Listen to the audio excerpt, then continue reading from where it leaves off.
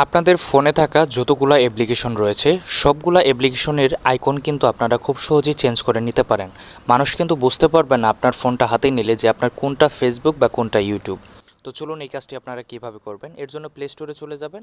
চলে যাওয়ার পর এখান থেকে এক্স আইকন চেঞ্জার এটা লিখে এই অ্যাপ্লিকেশনটি ডাউনলোড করে নেবেন। এরপরে জাস্ট ওপেনের উপরে ক্লিক করে দিবেন। যদি পারমিশন চাই তাহলে আপনারা অ্যালাউ করে দিবেন।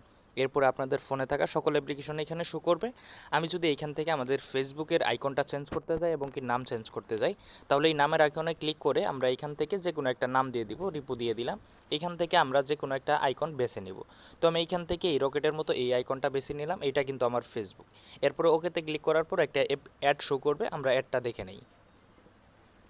তো এরপরে আমরা অ্যাড এইখানে ক্লিক করে দেবো। অ্যাডের এইখানে ক্লিক করে দিলে কিন্তু আমাদের এইটা অন হয়ে যাবে।